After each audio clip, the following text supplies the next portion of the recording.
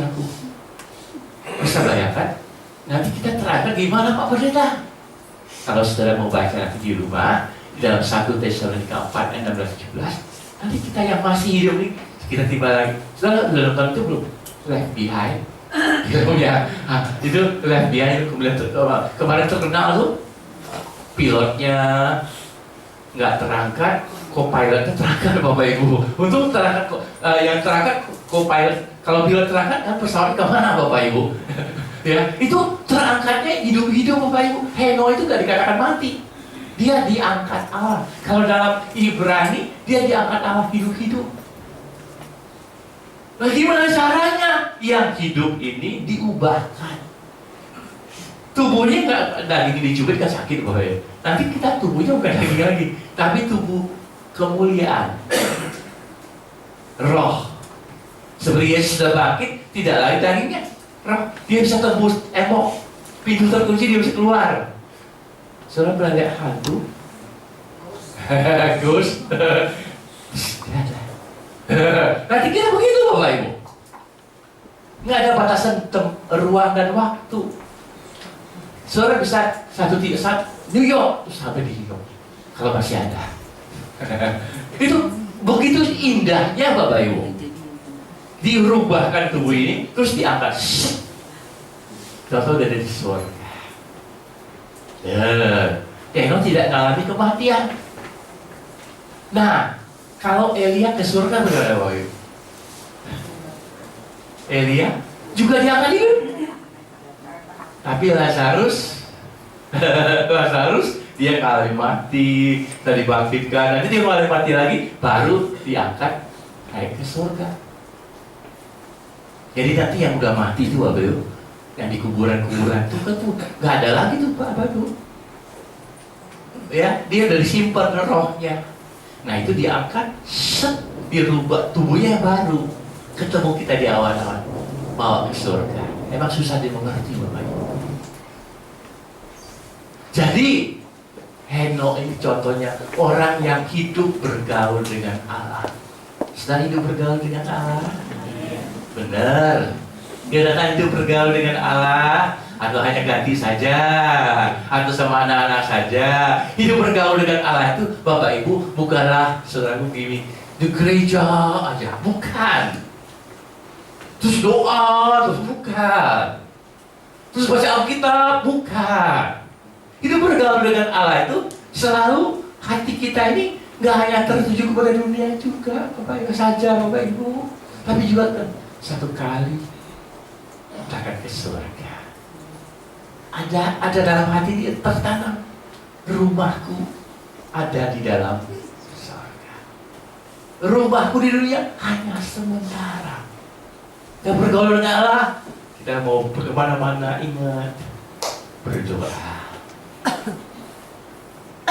Pagi bangun, tidak ada doa, ada baca Alkitab. Hari Minggu ke gereja. Hari PA ada pedal Alkitab, ikut gereja. Hari doa puasa ikut. Jadi ada hubungan yang erat dengan Allah. Kalau dalam bahasa Inggris, Henoch walk with God. Jadi dia berjalan sama-sama. Dia ke kantor, dia ingat Tuhan. Dia mau korupsi, dia ingat Tuhan. Dia mau nilep, dia ingat Tuhan. Ya, bagaimana ibu-ibu di dapur ingat Tuhan enggak? Ingat bumbu masak. Jadi bergaul itu selalu ada kontak dengan Bapa di surga. Amin. Amin. Saudara di perjalanan kontak di surga. Tidak hanya di gereja saja, tapi sepanjang hidup kita, sepanjang aktivitas kita selalu ada kontak dengan Bapa di surga. Itu Bapak Ibu. Bukan hanya sembahyang, hanya doa-doa terus, tapi setiap saat begitu. Amin. Amin Bapak Ibu. Begitu indahnya Henoch Bapak Ibu. Ya, luar biasa. Dia hidup bergaul. Nah, Nuh juga hidup bergaul dengan Nuh. Saudara tahu Nuh? Ketika air bah melanda dunia, dia nggak binasa. Dia diselamatkan. Dia hidup bergaul dengan Allah. Orang yang hidup bergaul dengan Allah, kalau saudara hidup bergaul Allah, saudara hidup saudara beda. Amin. Bagaimana Bapak, Ibu, Wiwi? Masih angka 1. Bergaul dengan Allah di rumah, kasih Bapak baca bacaan rohani, dengar radio atau nonton TV. Ibu di rumah nonton TV apa? Sinetron, film Korea. Ganti channelnya. Yang ada Bapak bicara soal rohani juga. Gitu. Itu hidup bergaul dengan Allah. Di rumah bacaannya apa? Radar Bogor. Ada juga di situ ada ukur rohani, ada air hidup di situ. Amin. Itu jadi kehidupan bergaul sama Allah itu bukan hanya di gereja, Bapak Ibu, bukan hanya ketika kita berdoa saja, tapi sepanjang waktu. Kalau di toko ingat Tuhan juga nggak mau. Ingat Rosi nggak? Ingat Tuhan nggak? Tuhan gak lihat ini. Bapak Ibu, itu kalau di bergaul begitu Bapak Ibu. Indahnya Bapak Ibu, betul. Ketika saudara susah, itu bergaul anak Tuhan. Tolong aku Tuhan, susah Tuhan. Cari duit sekarang susah, betul gak Ibu? Nggak ada yang buang duit, nyari tambah susah Bapak Ibu. Ya kita lanjut di Mazmur 25 ayat 14. Mazmur 25 ayat 14. Tuhan bergaul karib dengan orang yang takut akan Dia, dan perjanjiannya diberitahukannya kepada mereka. Amin. Kita lihat di sini Bapak Ibu, ayat bagian yang pertama. Tuhan apa Bapak Ibu? Tuhan apa Bapak Ibu? Bergaul karib. Tuh, bukan hanya bergaul, tapi bergaul karib. Sohib, bergaul karib. Bapak Ibu, apa artinya bergaul karib Bapak Ibu? Waduh, seperti tidak bisa dipisahkan Bapak Ibu. Ya, saudara berasa begitu gak? Sama Tuhan bergaul karib. Kalau nggak ke gereja itu rasa, aduh, rasanya ada yang kurang Bapak Ibu. Saudara bagaimana kalau ke gereja biasa? Nah, bergaul karib itu dengan siapa? Dengan orang yang takut akan Dia. Tuh. Orang yang hormat kepada Tuhan. Orang yang pegang firman Tuhan. Lalu dikatakan perjanjiannya apa Bapak Ibu? Diberitahukannya kepada mereka. Saudaraku, kalau saudara punya teman, ya, kalau saudara punya teman dekat sama teman biasa, kepada siapa saudara curhat? Kepada teman biasa? Bukan. Kepada siapa?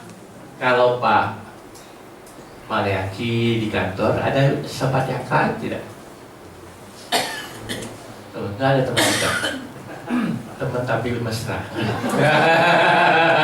Itu kalau kita punya teman dekat Bapak Ibu, ya, kita mau cerita. Nah, Allah itu kalau Dia bergaul karib sama saudara, Dia cerita. Aku punya perjanjian ini loh. Kamu gak usah takut. Bolui, gak usah takut.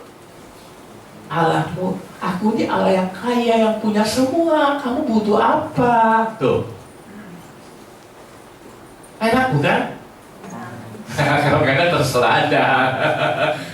Bapak Ibu saudaraku, saya percaya kalau kita itu bergaulkan dengan Tuhan, apapun kesusahan kita bisa cerita dan pasti Dia tolong.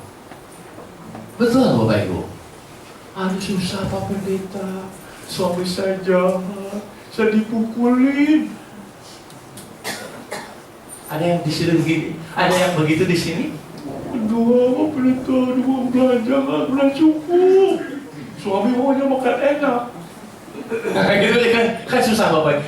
Suami nggak tahu diri, kasih uang belanja sedikit, ya, minta makannya enak, pakai empal, pakai kami guling, aduh, kasih dak teuing. Tapi selalu dalam itu jangan menyerah, selalu bisa sharing sama Tuhan, selalu bergaul, Tuhan gimana nih Tuhan, bikin aroma yang rasa daging, tapi bukan daging Bapak Ibu, dengan kecerdikan, ini sup ya, iya, padahal pakai itu apa namanya Royco. Satu kali istri saya pesan bubur deh sakit boy. Supaya enak saya kasih Royco. Ini udah di buburnya enak Bapak Ibu. Dia pikir, ini bubur apa kok pakai Royco? Rasa daging, rasa sup daging, pakai Royco, pakai kecerdikan Bapak Ibu. Betul Bapak Ibu. Dikatakan kalau kita bergaul dengan Allah tuh memberi kita masukan, petunjuk. Biar kita bisa cerita apa kesulitan kita. Betul tidak? Saudaraku, saudara kan kalau punya masalah kan bisa cerita sama pendeta, bisa cerita sharing sama teman yang dekat. Kalau saya punya masalah, mau sharing sama siapa Bapak Ibu? Sama istri bisa. Tapi ada hal yang nggak bisa sharing sama istri. Tapi kita bergaul dengan Tuhan bisa cerita. Wah, ini jemaat yang ini gimana Tuhan? Kalau cerai bayar malu kan? Jemaat lu kok begitu? Malu kan Bapak Ibu? Nah, kita cerita sama Tuhan. Ada hal selaku yang selalu gak bisa cerita sama orang, cerita sama Tuhan tuh. Itu bagaimana cara? Kita itu takut Tuhan, hormat Tuhan, taati firman-Nya. Nanti cerita apa perjanjian buat saudara dan saya. Amin. Amin. Nah, yang terakhir. Jadi yang pertama tadi apa Bapak Ibu?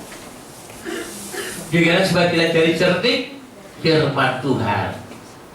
Kita punya firman Tuhan yang tersingkap, yang memberi kita hikmat. Yang kedua bagaimana? Bergaul dengan Allah, bergaul dengan Tuhan Yesus. Yang terakhir, yang ketiga, tolong dibaca di 1 Petrus 5 ayat 8. Sadarlah dan berjaga-jagalah, lawanmu si iblis berjalan keliling sama seperti singa yang mengaum-ngaum dan mencuri orang yang dapat ditelannya. Bukan mencuri, mencari. Mencari orang yang dapat ditelan. Bapak Ibu, Simon Petrus mengatakan dalam ayat ini bahwa sadarlah dan berjaga-jagalah, lawanmu si iblis berjalan keliling sama seperti singa yang mengaum-ngaum dan mencari orang yang dapat ditelan. Bapak Ibu, kita supaya cerdik, kita harus sadar dan berjaga-jaga. Sadar, jangan lengah. Ya, kalau di jalan tol itu Bapak Ibu, kita harus sadar bersama Bapak Ibu. Sedikit lengah bisa terjadi kecelakaan. Nah, hidup ini juga sama, kita nggak tahu si iblis itu dia berkeliling mengaum-ngaum cari siapa yang dapat ditelan, siapa yang nggak ditelannya. Bapak Ibu saudaraku, kalau singa itu dia mengaum-ngaum, dikatakan mencari orang yang dapat, berarti dia nggak punya gigi. Macanya singanya sudah. Soalnya kalau makan kan dikunyah dulu. Tapi kalau makan bubur nggak usah ditelan aja, nggak usah pakai gigi. Jadi biasa kalau nelen tuh nggak pakai gigi kunyah. Singanya sudah ngomong. Jadi dia cuma bisa nakut-nakutin saudara saja. Padahal dia nggak bisa mengunyah, mencelakakan saudara. Dia cuma nakut-nakutin.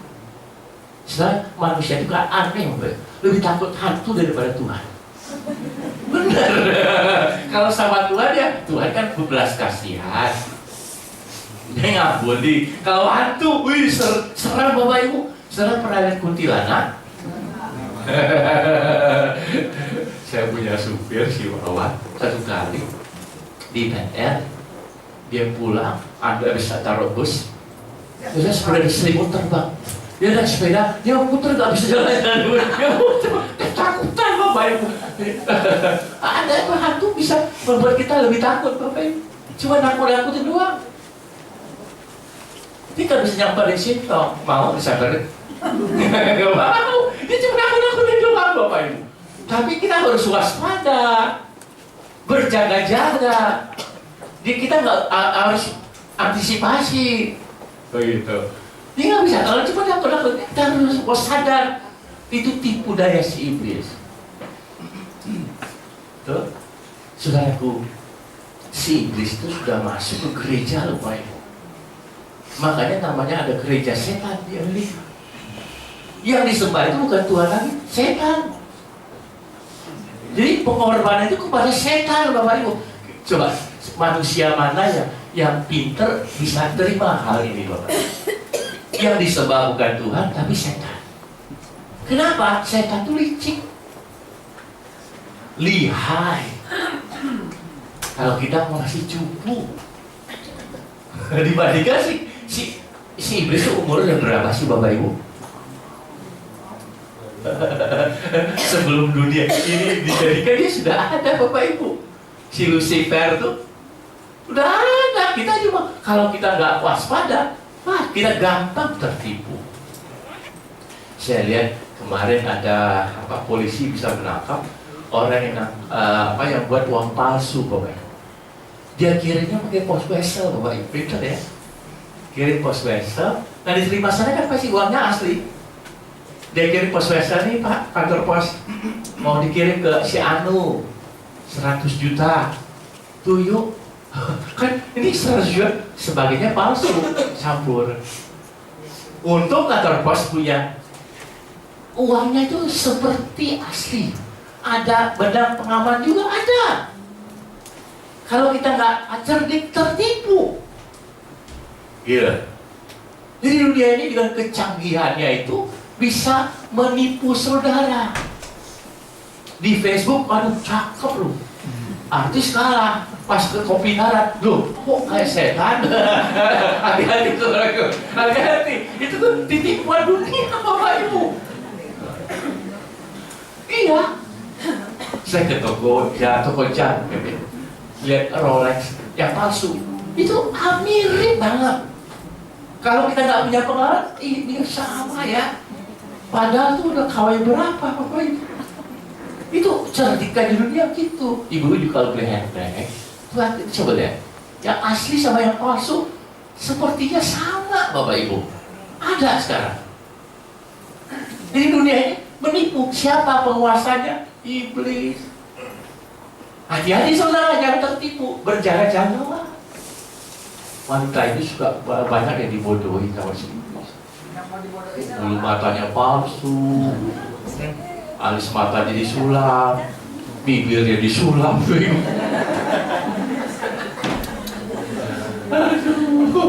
Itu si ulahnya si iblis, ditipu semua. Sadarlah dan berjagalah, sebab si iblis itu dia sedang jalan ke sana kemari.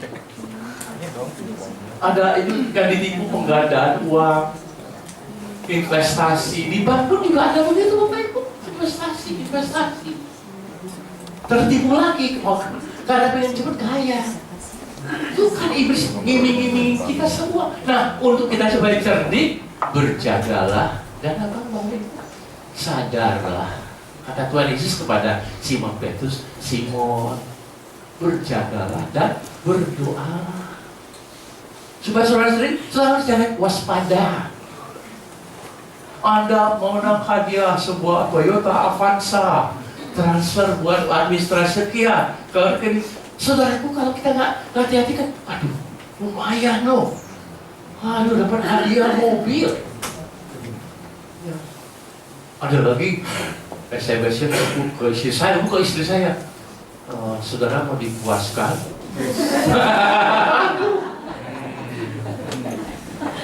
Saya siap melayani Anda. Kan gila banget. Dia nggak tahu yang terima siapa pendeta. Istri pendeta Bapak Ibu. Aduh, kalau kita nggak sadar tertipu, banyak yang tertipu.